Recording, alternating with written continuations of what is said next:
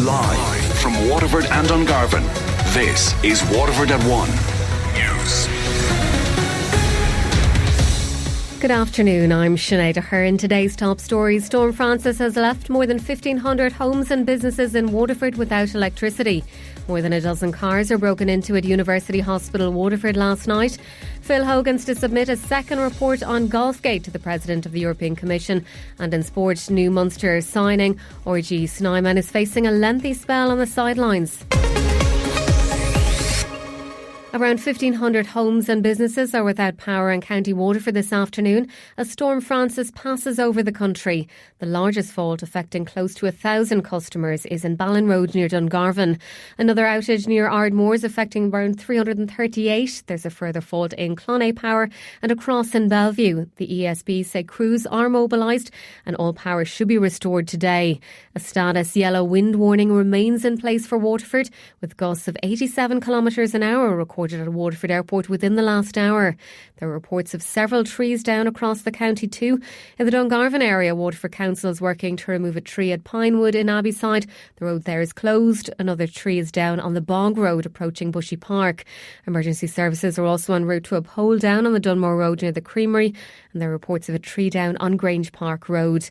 Gavin Gallagher from Met Éireann says the entire country will be affected by Storm Francis. There are warnings in place for the whole country, both wind warnings and rainfall warnings. The orange rainfall warning is, as I said, in Connacht and Cavan, Monaghan and Donegal, and that's for the rain that's fallen overnight and also for the rain that will fall this afternoon into this evening. We have a yellow wind warning in place for all of Munster and also for the southeastern counties of Leinster as well.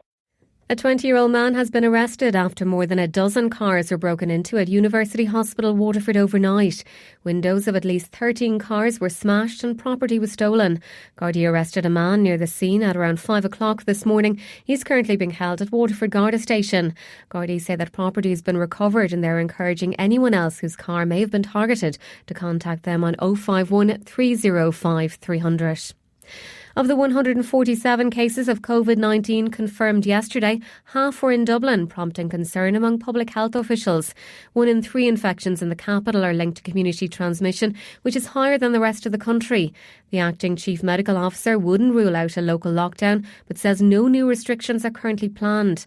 Dublin GP Dr Ray Wally says people are not sticking to the advice as much as they were. There has been an increase in community transmission, and there are cases that were not definite where they've come from.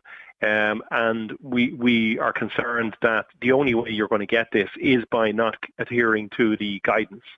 So it is reasserting the same thing. Like, we're all tired of dealing with this. The latest figures show no new increase in the number of confirmed cases in Waterford. The total since the outbreak began remains at 181. The HSE's daily operations update also shows no confirmed cases at University Hospital Waterford. However, 2 patients were awaiting the results of COVID testing last night. The European Commission wants Phil Hogan to make the timeline of his trip to Ireland publicly available. The Trade Commissioner was asked to provide a second, more detailed report to the President by 1 o'clock this afternoon, as Casey O'Riordan reports. It emerged this morning that Phil Hogan stopped in Kildare during lockdown for a second time before heading back to Brussels. He was asked by the President of the European Commission to provide a second, more detailed report on his trip, which was expected by 1 p.m. Irish time. Brussels-based journalist Dave Keating doesn't believe Mr Hogan's actions warrant his resignation. Really doesn't meet the bar of needing to ask for a resignation, and the fact that the Irish government seems to be asking for it has really angered people in the Commission. He added that the scandal isn't resonating in Brussels as much as it is here at home, but for a second day in a row, the European Commission daily press briefing was dominated by questions about the Commissioner. Deputy Chief Spokesperson Dana Spinnant was asked what sanctions below resignation were available to President von der Leyen. It is absolutely premature to discuss about any sanctioning or anything like that. Meanwhile, former Minister Shane Ross has called on Supreme Court Judge Seamus Wolfe to resign over his attendance at the dinner, saying judges should be just as accountable for their actions as politicians. The chair of the Waterford City branch of the Vintners Federation of Ireland says the Golfgate controversy has pushed issues faced by members of the pub industry further back in the government's queue. Mary Brady-Sharp says she fears for the welfare of publicans across Waterford City and County. She says Golfgate is distracting from more serious issues experienced by real people amidst the COVID-19 pandemic. We have a lot of things to deal with in this country. and we should be dealing with them. One of them would be us as a group, as an industry. And I would like a little bit more focus on schools reopening, and I'd like a little bit more focus on businesses reopening. And it is extremely unfortunate that it happened, and there is no justification. But now let's please say we're sorry. Let's put it behind us. Let's move forward. A new Agriculture Minister will be appointed next week, according to the Irish Farmers Association. It follows a meeting between the Taoiseach Micheál Martin and the IFA President last evening. Issues like CAP, Brexit and October's budget were discussed, while the importance of the EU Commission's trade portfolio to Ireland was also emphasised by the IFA to the Taoiseach.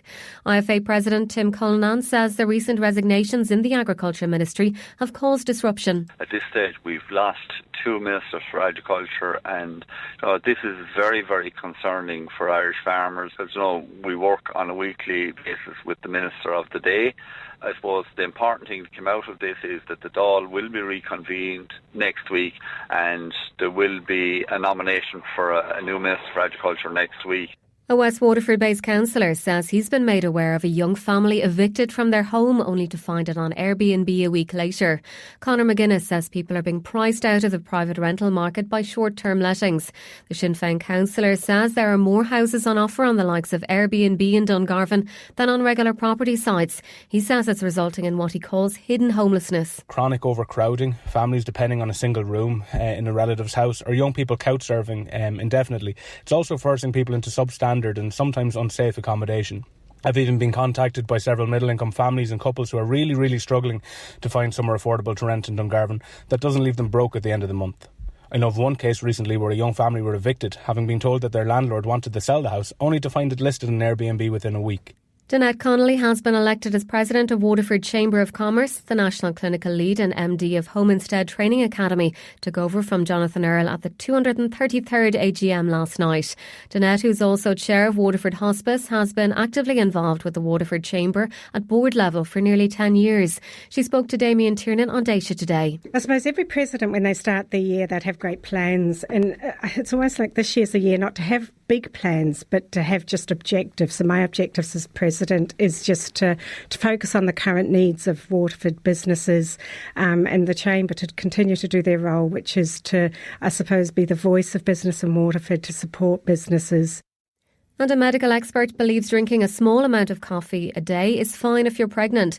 It's after a study from Iceland suggests those expecting or trying for a baby should consider avoiding caffeine altogether. The research claims it increases the risks of stillbirths, miscarriages and low birth weight. But obstetrician Dr Maeve Owen from the Rotunda Hospital is sceptical of the research. Yes, there are certain things people absolutely should avoid, such as alcohol, but, there really isn't any major benefit in people getting really overly concerned based on this single study. Sports News on WLR. With Virgin Media Waterford. Want super fast broadband today? Drop into Virgin Media George's Street and take it home with you. Easy as that. Starting with rugby, where new Munster signing RG Snyman is facing a lengthy spell on the sidelines after the province confirmed he suffered a cruciate injury. The World Cup winning second row landed awkwardly during Saturday's Pro 14 game against Leinster, just 7 minutes into his debut for Munster. The 25-year-old South African will meet with specialists next to discuss surgery. Former Munster and Ireland great Mick Galway spoke to WLR Sport. The big, I suppose, big disappointment with Snyman. We saw him just rob a fantastic line out, and then he goes down his knee. I'm nearly afraid to open the papers and open the social media and the internet or whatever, just to see, because I feel it could be a crucial ligament and it could be a disaster. Dave Kilcoyne and Jan Klein will also be out of action for the immediate future. Kilcoyne has an ankle problem and Klein has a neck ligament injury. In boxing, Kelly Harrington hasn't ruled out the possibility of going professional, but wants to be well rewarded before giving up amateur boxing. The 2018 lightweight world champion was due to represent Ireland at the Tokyo Olympics, which have been postponed until next year. There's no guarantee they'll still go ahead, but the 30-year-old Dubliner told OTBAM they wouldn't automatically mean she'd make a move into the paid ranks. If the Olympics happen, it will be absolutely fantastic. If they don't happen, then they don't happen. I'd go professional if I'm getting a good contract, like a 2 to 3 year contract with a so many fight deal and plenty of money, and it would have to be plenty of money, because I've given enough time into this sport. I've been 15 years now boxing, and I'm not going to put smaller gloves on me and no head guard to get punched in the head for buttons. In soccer, Derry City are in Lithuania to face Rittery in the first qualifying round of the Europa League this evening, where kick-off is at 5. And in racing, the action in Mallow is going ahead despite overnight rain. The track is raceable and the first of 7 on the flat is due off shortly at 1:15. Sports news on WLR is thanks to Virgin Media Waterford.